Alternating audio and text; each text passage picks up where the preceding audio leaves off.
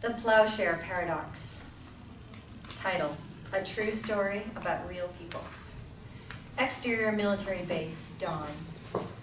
A siren sounds in the waxing daylight. An olive-drab convoy, a command jeep, a block-long 7-axle roadmobile, intercontinental ballistic missile launcher, and a communications vehicle bristling with antennae roars out the gate of a military base. Title: Plowshare Strategic Missile Base, Northern USSR, 1986. A rabbit looms large as it stands near the edge of a forest, a deserted road behind it. Its ears twitch, then it scampers off in the snow. The motorcade appears and rolls past, headlights illuminating the rabbit's tracks.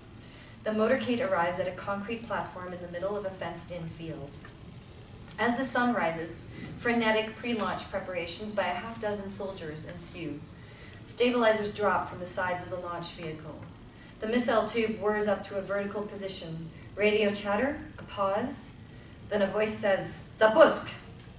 Following a loud pop, the missile emerges from the tube in a cloud of white gas and hangs motionless for a split second. The first stage ignites in a sharp yellow flame, and the weapon begins its ascent. A view from low orbit behind the missile. It arcs upward, then levels off just at the edge of space. The topographical features of Russia pass below, a swath of frozen northern tundra, the Ural mountain range, a thick carnivorous forest. The missile sheds 2 stages in flight. A conical warhead separates from the nose cone when the eastern coastline of the Soviet Union appears below. Beyond, across the Bering Straits, the outline of the Aleutian Islands and the edge of Alaska comes into view. But the warhead suddenly drops into the atmosphere and rushes to Earth, impacting it with a splash of brown dust on a test range on the Kamchatka Peninsula. Interior, a dimly lit command center. A round of clapping accompanies the ebbing darkness. Title: Command Center of the USSR Strategic Rocket Forces outside of Moscow. A dozen men, some dressed in military uniforms, some in civilian clothes, turn from a large screen. They backslap and shake hands. An elderly general, Defense Minister Dmitry Ustinov, chest adorned with medals, approaches Vladimir Sadovnikov, a trim 56-year-old man with thinning gray hair, large brown eyes, and a dark suit. Vladimir still stares at the big screen, beaming with delight. Excellent work, Vladimir Gennadovich. Vladimir turns from the screen to the minister and gives a humble shrug before shaking hands. Thank you, Comrade Minister. But all I did was send it up. Vladimir nods at an unidentified civilian in the group of men that have formed a semicircle around him and the minister. It was the guidance team that brought the warhead to its target. The unidentified civilian reaches to shake Vladimir's hand. Don't be so humble, Vladimir. The Americans have nothing like this. We're ahead again, thanks to you.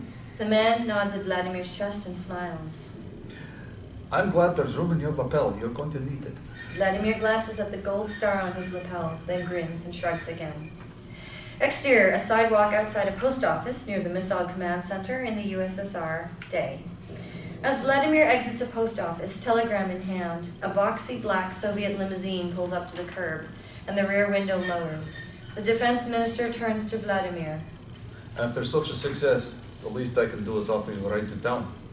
Vladimir walks around the back of the limo and hops in. Interior, the back seat of a Soviet official's limousine. Thank you, Dmitry Fyodorovich. I was just sending a note to my chief engineer congratulating him. Volodya, you sent a telegram about the test. Vladimir grins, removes a telegram from his breast pocket and passes it to the minister, who reads it. A factory director can wish his subordinate a happy birthday, no? The minister nods in approval. You're still not fed up with those Vodskin winters? I could use you here in Moscow.